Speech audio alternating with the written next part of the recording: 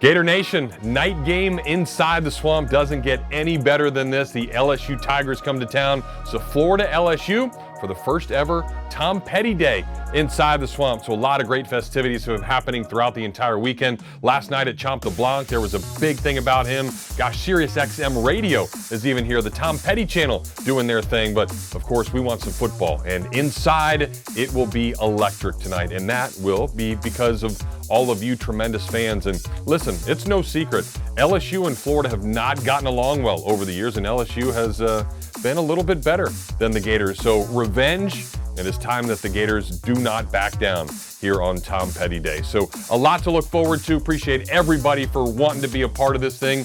Now tailgate, a little calm, and you got a long day ahead of you. A lot of different things going on, but when you get in there, get loud, get rowdy. And also, if you're listening right now, get in there early, because the first 10,000 fans inside the swamp, you're gonna get a rally towel about Don't Back Down here on Tom Petty Day. Well, we know the Gators do not back down in anything they do. We've told you about this Gator Made program, how outstanding it is. Savannah Bailey has done a tremendous job. And not only are they helping these student athletes here while they're at UF, but it's what happens for the rest of their lives. Only about 2% of people that play college football make it to the NFL. So they've got to get these Gators ready for the next step in their life. And whether that be a job, internship, whatever it might be, that's exactly what the Gator Made program is doing. They gave them some sweet suits. They look way better than I do right now, and they are getting them ready for their next steps in life. So there's a lot of seniors ready to get after it, doing some great things. Got internships are all over the place. We're doing interviews, mock interviews with all the guys, and they are prepared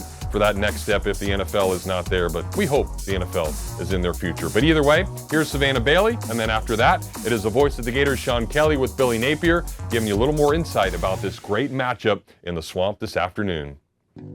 Hi, I'm Savannah Bailey. I serve as the Senior Director of Player Relations and of Gator Made. Gator Made is the holistic development program for our football scholar athletes. And one way that I get to do that in particular is with our professional development for our exiting seniors. So they'll meet with me one-on-one. We'll make sure their resumes are right. They have mock interviews going. For guys that are looking to enter the NFL draft, we'll do mock interviews there and actually bring in former players to kind of quiz them and give them that experience of what does it look like to sit in front of a GM or a position coach at that next level and explain who you are, what you know, and how you can benefit their program. And welcome back to the show. It's a big weekend here in Gainesville. We'll start with the fact that it's Tom Petty Day. And of course, we'll be celebrating Won't Back Down and his entire body of work. And all are asked to participate. It'll be good to get in the spirit with Tom Petty Day cups at all the concession stands. And then, Coach, what wouldn't be a Tom Petty Day without a Tom Petty Gators t-shirt? Yeah. This is one of many that will be on sale on Saturday around Ben Hill Griffin Stadium. That'll be a lot of fun. And certainly when it comes to the Tigers and the Gators, expect the unexpected. Coach, it'll be a fantastic meeting this weekend, another opportunity for your football team. Yeah, great rivalry game, unbelievable personnel, fantastic head coach and Coach Kelly. I mean, what a matchup, and certainly our players are excited about the opportunity. What have you noticed about LSU under Coach Kelly? Well, they've got a little bit of a shift in personnel, quite a few transfers. Roster was in a little bit bad shape. They went heavy portal. They brought a bunch of Louisiana kids back home. And certainly you see the improvement, but you also see some of the issues. But they're a well-coached team, and certainly they got some matchup players that can be a nightmare for you. You're now into this portion of the schedule where it's SEC, SEC, SEC. You're not bouncing in and out of conference play. Does that change things at all for you and your staff's preparations? Well, this will be, we're kind of right in the middle of this season. We're heading to an open date after this matchup. So I think there's some things there that we can do from a planning standpoint. But this week will be very much like the previous weeks. Okay. Sometimes there's a lean toward a particular offensive key or a defensive, sometimes even a game changer on special teams. Is there one area in particular that has to have a good lean this week for the Gators to win? Well, we got to match up with these receivers, right? I think that's really, they got some dynamic playmakers outside, inside. They move them around. The quarterback's also a heck of an athlete. So you pair the athletic ability of the quarterback with the matchups at receiver, that can be a challenge. Yeah, it'll be a night game too. 7 o'clock kickoff between the Gators and the Tigers. More information as well on Tom Petty Day at floridagators.com/Tom Petty Day. Coach, as always, enjoyed it. Again, congratulations on your first SEC win. Good luck to the Gators this week. Thank you. Head coach Billy Napier. I'm Sean Kelly. Can't wait to see you next time. And from the Heavener Training Facility, so long for just a while.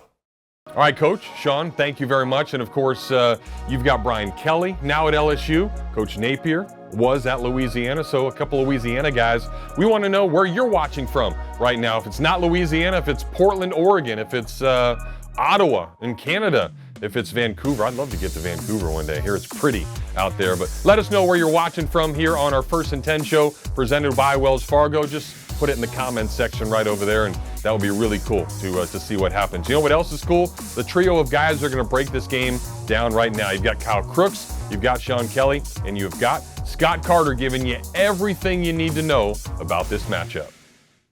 Now joined by the voice of the Gators, Sean Kelly, senior writer of FloridaGators.com, Scott Carter. Guys, thanks for joining me here before a big game here tonight against the LSU Tigers. And Sean, we'll start with you. After that first SEC victory against Missouri, an opportunity, I would say, to get a feel-good victory here at home to end this three-game home stretch and heading into a bye.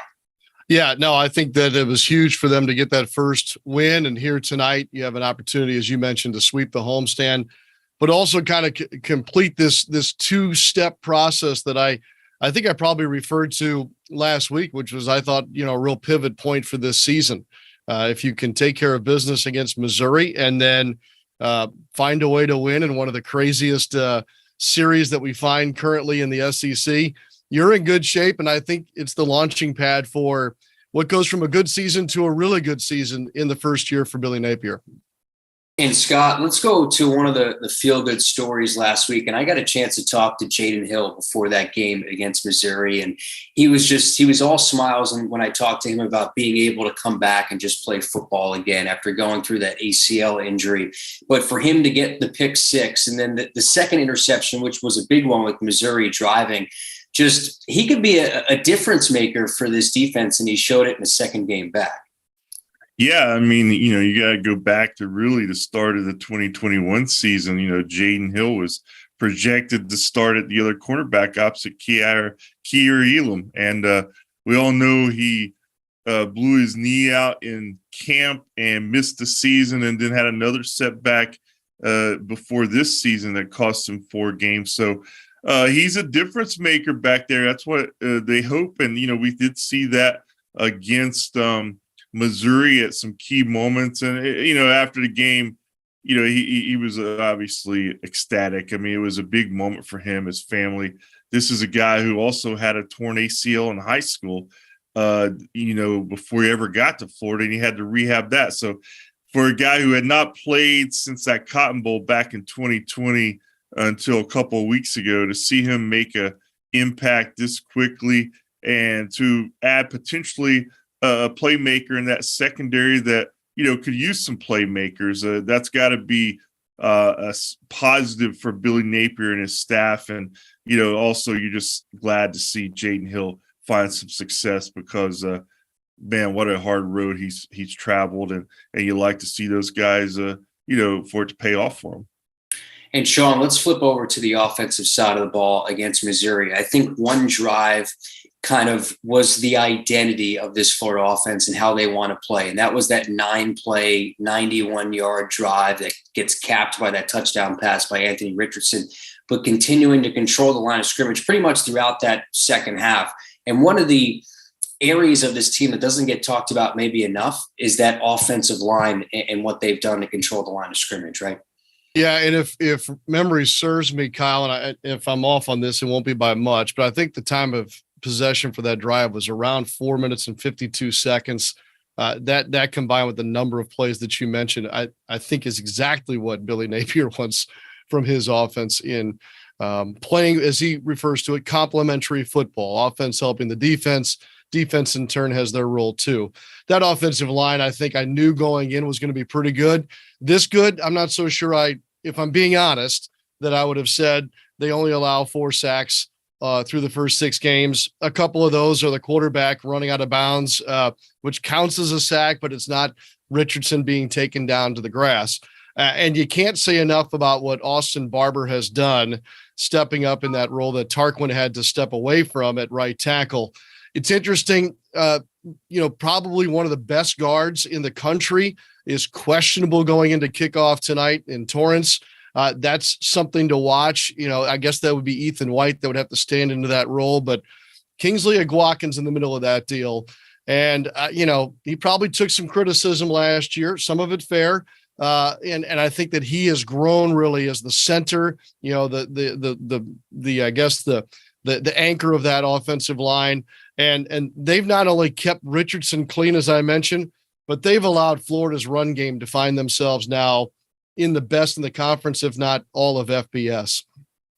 And Scott, let's get to tonight in this rivalry with LSU. And LSU's actually won the last three. And the one that probably stung the most of all of those was 2020 in the fog and what that season could have been with Kyle Trask and the Gators that year.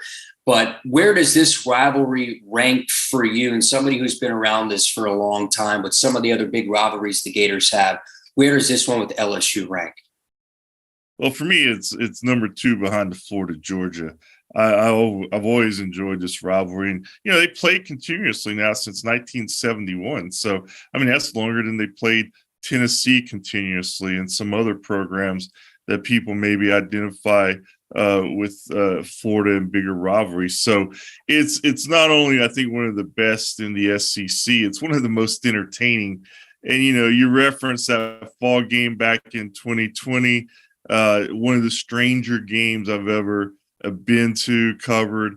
I can remember the Les Miles fake field goal flip over the shoulder back at homecoming a few years ago.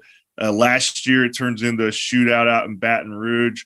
Every year there's always something going on in this game, and that's why it resonates so much with the fan bases of both schools. And I also think that it helps when you have, to me, not only the 2 best home field atmospheres in the SEC, I argue that they're probably the 2 best in college football, in the Swamp and in Tiger Stadium. It's hard to beat those venues in terms of college football. So you just add all those elements, Kyle, and you get Florida LSU, you get Saturday nights like we're getting tonight. And that's why I'm excited, man.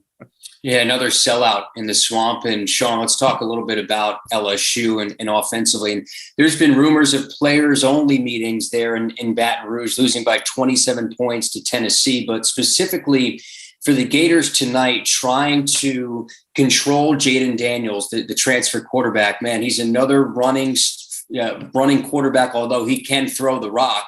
How do you see this one playing out and how they try to defend this LSU offense? Let's just start with it's going to be tight. Let me piggyback on one thing that Scott was talking about. Home field seemingly doesn't matter in this series, which makes it even more strange. In Gainesville, Florida is +2 on the win side, and LSU and home in Baton Rouge is +1. So even home field advantage is screwy, and I thought Scott did some nice research this week. Scott, correct me if I'm wrong, only the second time that each team has featured a coach in their first year with the program when these two have gone head-to-head. The last time was Miles and Urban Meyer. So with that being said, back to your original question, Kyle, sorry, I'm just enthralled by this series, having seen it from both sides. Jaden Daniels is interesting. Over 1,500 yards already, total offense, 10 touchdowns, a mix of pass and run. He loves getting outside the tackles. And with the weapons they have at receiver, it kind of makes Florida have to pick their poison here. Do they work the edge or keep the edge in the hopes of Daniels doesn't burn him in that sense?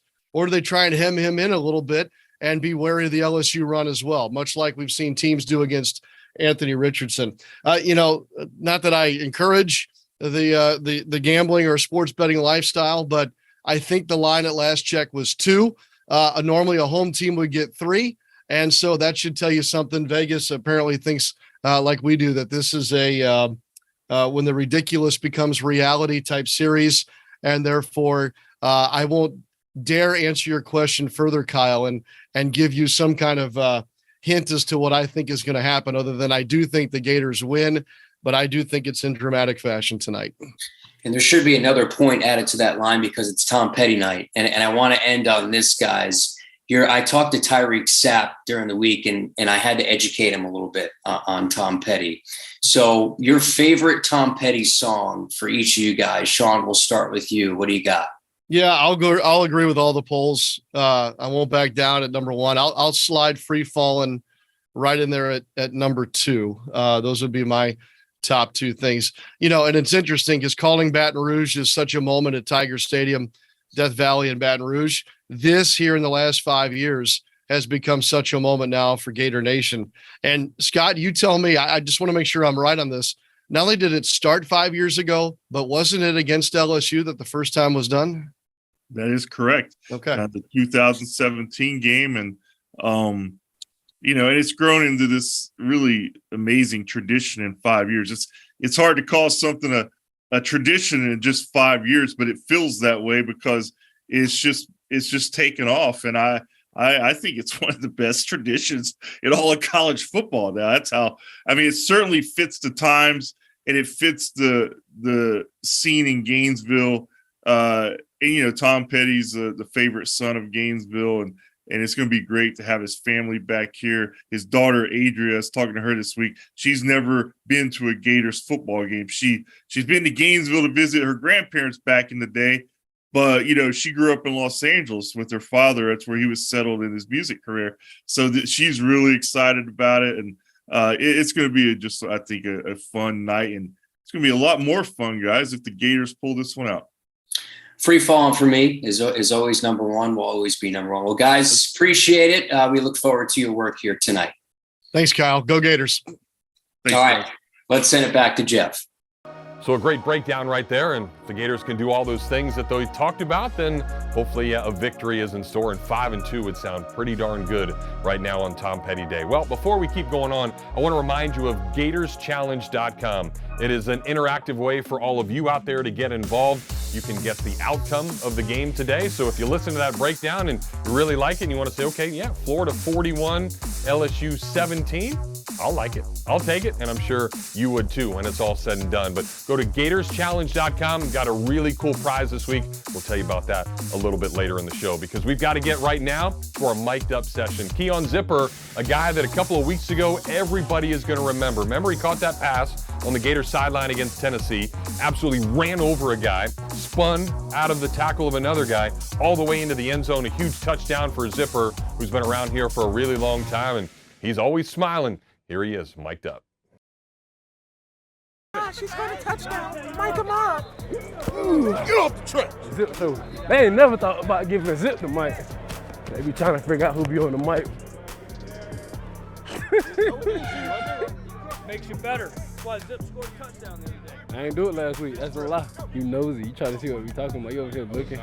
It's kind of hard when beef like right over you. Yeah. We got that cologne on. Yeah, the one that you use on the bus trips and the plane rides. You know what I'm talking about? Yeah, you left it in his office. He didn't want you to forget it. have on the crew? You yeah. Hey Jake, you know I can get some cleats. Huh? You know I can get some more game cleats. You want some new ones? Yeah. Only because you made a good play. No, bro. Not outside of that.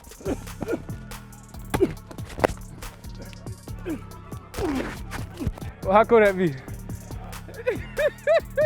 I'm making myself talk right now. I don't really be talking, bro.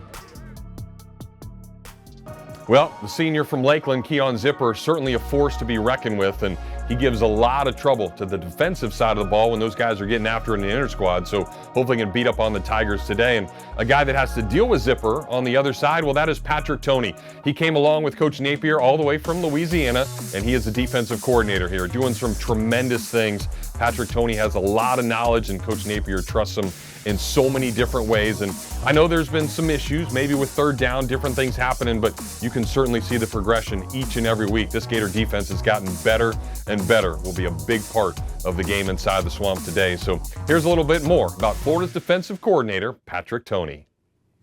Well, all of us that has suited up in pads had that dream to one day play at a big-time college, then in the NFL. Well, realistically, less than 1% of people on the planet get that opportunity. We realize, well, we aren't that good on the field and have to come up with something else to do. For Gator co-defensive coordinator Patrick Toney, that something else was coaching. And Gator fans are grateful that he has made his way to Gainesville. Here you go. Let's get a quality rep. Get in the stand. Let's play the game. Own your leverage, Fred. Quarterback, finish it. Stay on that inside half, Fred. tackle. Surf right there. Surf tackle. Eyes down low. Good. Right there. Y'all feel me on that? Don't stop your feet. Run through it. You guys see what I'm saying? Played football. I really wasn't a very good player, but was always drawn to the strategy and tactics of the game. And, was fortunate enough to be given some opportunities early on to coach high school football, and then was able to transition into college and work my way up from there. He has now worked his way to the SEC, the best league in the country, to follow a guy he had never even met until just a few years ago. All it took was one phone call to give Tony the greatest Christmas present ever. Coach Napier hired me at UL, gave me a call Christmas Eve. I was with my parents in Reno, Nevada, and offered me the safeties job at UL, which I accepted. He asked me how soon I could be there. 2 days later, I was in Lafayette, Louisiana. Napier has an extensive coaching tree, having coached under guys that have won multiple national championships, but also guys that may come across in a not-so-good way. But getting to know Coach Napier, Tony found out quickly that he was the complete opposite. I never met him. I knew the tree of coaches he came from, so I kind of had an idea of what I thought he'd be like, and he was completely different. He's one of the most humble, one of the most compassionate coaches I've ever been around. He's awesome to work for on a day-to-day basis. He knows the game of football, offense, defense, special teams, as well as anybody I've ever been around. And every day is a great learning experience working with him. And now those two, plus the rest of the Gator coaching staff, get to work with some of the best athletes in the country. This is what you dream about. This is what you coach college football for, to coach and play for a program like the University of Florida with the tradition, the fan base, right? And, to legitimately be set up to have success to win a national championship. Last year, Tony's defense finished first in their conference, only allowing 18 points a game, which was also in the top 10 nationally. So players know his track record of success, but it's his humor they are starting to get a better understanding of. He real funny. He'll always tell jokes off the field, even on the field sometimes when we're during breaks or anything. He's real funny. Definitely a great defense coordinator.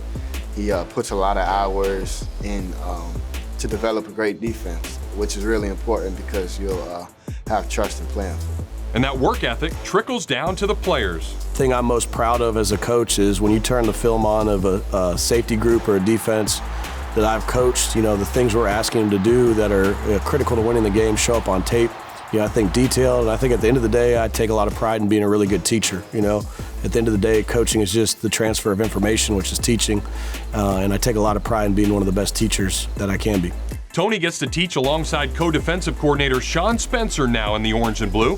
Spencer spent the last couple of years in the NFL, so he has been around some of the best coaches on the planet, and he had some high praise for what he has seen from Tony so far in Gainesville. Been around a lot of defensive coordinators. This guy is one of the most brilliant young defensive minds I've ever been around.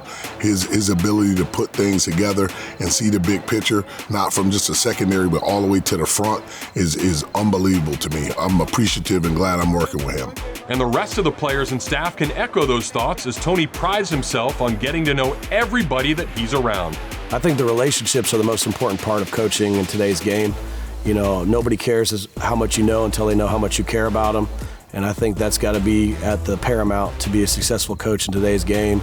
Developing relationships, not even through the recruiting process, but, throughout their entire time in the program. I think in order to coach them well, you have to know them even better. And Gator Nation, hopefully you know Patrick Toney a little better. A guy that wasn't a good football player, but is a heck of a football coach. So there's a little bit more about Patrick Toney and all the great things. He's a football junkie, just like Billy Napier is, and you can see why those two get along very, very well. Well, we know Gator fans get along, maybe not so much with the Tiger fans, but it is Tom Petty Day. So again, get after it, get in there early. First 10,000 fans will get a little rally towel. Plus, all throughout the stadium, you can get some Tom Petty merchandise. The Florida Bookstore, the North End Zone, a lot of different places where you can sport that swag and look really cool like Tom Petty did back in the day. But also, at the end of the third quarter, make sure you get on there. It'll be the light show, so We Won't Back Down. Make sure you participate in that. It is going to be incredible there at the end of the third quarter, and hopefully by then the Gators have a ginormous lead, so all of you can yell, scream, lose your voices, whatever you have to do. And if it's not a big lead, make sure you do that in the fourth quarter, because we know the Gators won't back down and try to get to 5-2 in this one. All right, one final reminder, the GatorsChallenge.com. Again, that's GatorsChallenge.com. Go on the website, Check out all the great things that they have. Guess some of the questions that they have on there, and you could be a big winner. We've got a really cool autographed football today from a bunch of guys from that 96 Gator team. You had Javon Curse, you had Taylor, you had Green, and you're also going to get a $100 gift card from the Texas Roadhouse. So they don't let you throw the peanuts on the floor anymore, which was really cool back in the day, but go in there and grab some great grub. It is absolutely awesome. Well, we appreciate everybody for tuning in to the First and 10 show presented by Wells Fargo. This is going to be a big one. I know I've said it time and time again, but get in there, get loud, be rowdy. Coach Napier wants it, the players want it, and you will not be hurting when it's all said and done. We'll write you a doctor's note if you got to miss school or work on Monday. That's something Billy Nate. Just call them up, send them an email. But either way, just be loud, have a lot of fun. That's what this thing is all about. And we'll see what the Gators can do against the LSU Tigers. For everybody that participate in this thing, all the people that put in the hard work to get this thing on the air, we appreciate them. Again, game time at 7 o'clock. You can listen on the Gator Sports Network from Learfield. You got Voice of the Gators, Sean Kelly. You've got Shane Matthews. You've got Tate Casey there. I'll even give you some tidbits throughout the game. So it will be a lot of fun, and certainly you can watch it on the television as well. All right, that's it. Go enjoy the game, be safe, and we'll talk to you next home game here on the First and 10 show presented by Wells Fargo. Go Gators.